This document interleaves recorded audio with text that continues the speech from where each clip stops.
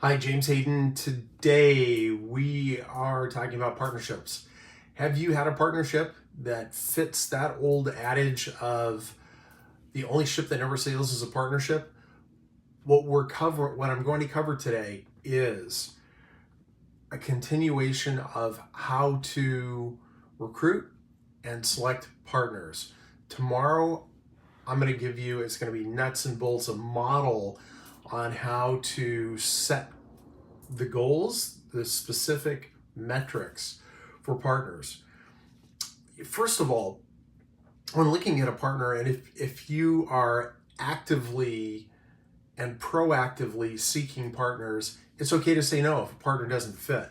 I think that's an important thing. So in the negotiations, looking beyond the individual negotiator and considering that company or that partner's interest in the relationship, and really understanding the value of your company's relationship to them is important. I would ask them why. Why are we here? Why are we talking about this? What's the value of this? How do you see this unfolding? So it's important to have your business strategy and how that partnership fits into the business strategy.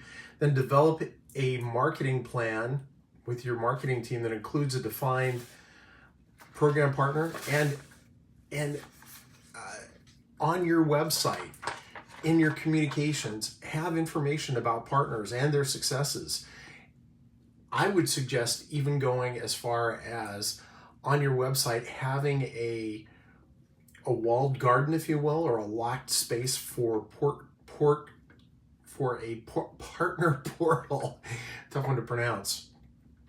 So the key thing about partners is they have other products, services that they're selling. So an equation I use is mind share equals market share.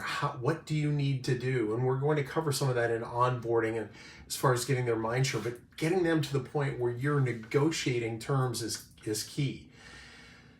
Another axiom that I use is performance equals motivation times learning. So understanding that why they're motivated is important, and then the learning part is educating them on how to sell it. That's usually, teaching a person to fish and then letting them do the fishing, because you don't want them to become too dependent on you. That's the value of their relationship, especially if they're selling. So giving them what they need, reinforcing that learning, reinforcing the motivation and the learning is important.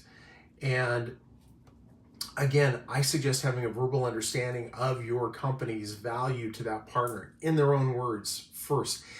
And there are generally multiple people within the company.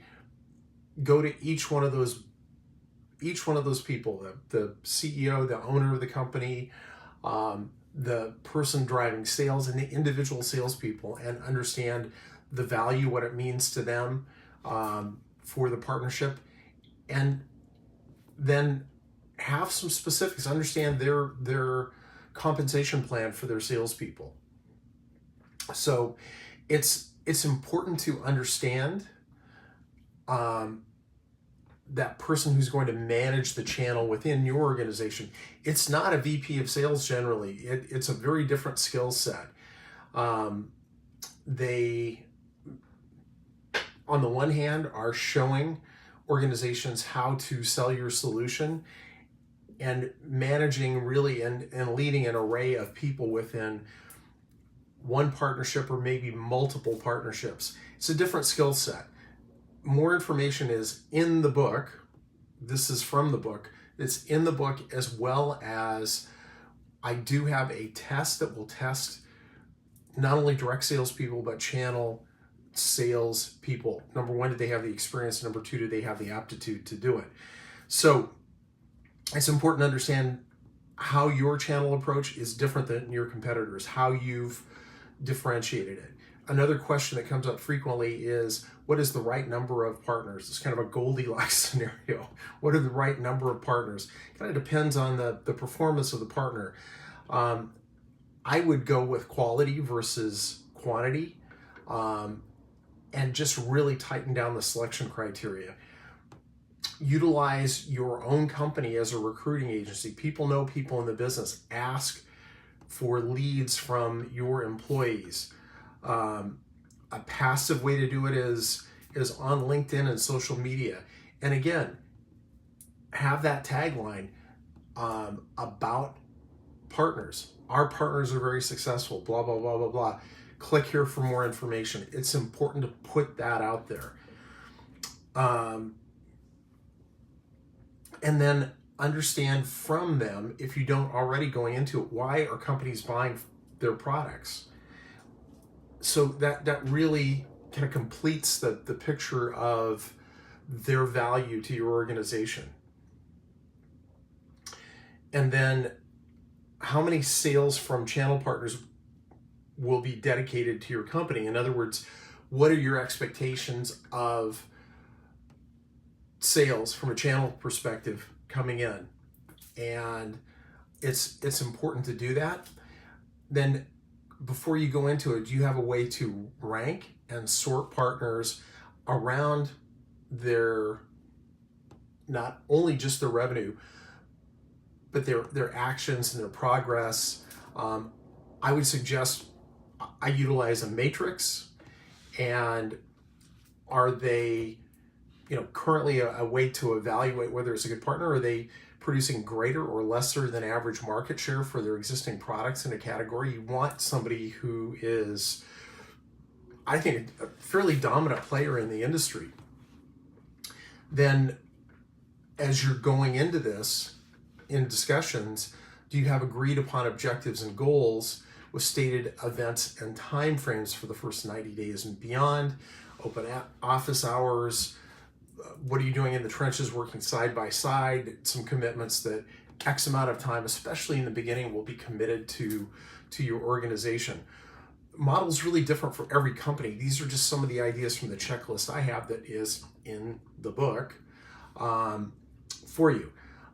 I think it's really important to take a look at the motivation of their sales team, and are they coachable?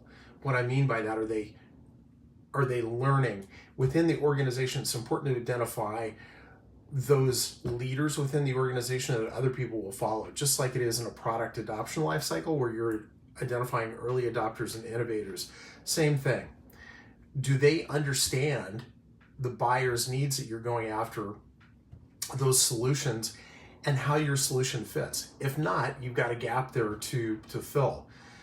Do they have connectivity with the correct buyers, or they just have connectivity within the organization and have to sort out who the buyers are? And then is there a learning and development tool that you need for learning, the videos, etc.? And then I would suggest stated goals by events and timeframes. This was a long one today. We're going to cover tomorrow specifically for how to set metrics or those objectives so you can forecast with your partners, as well as for your own planning purposes, what to expect, so you can start to set objectives that are quantifiable. That's it for today. I know this is really nuts and bolts stuff. It's not the sexiest material out there. We're going to go next to that model, those metrics. Then after that, what we'll cover is how to onboard a partner.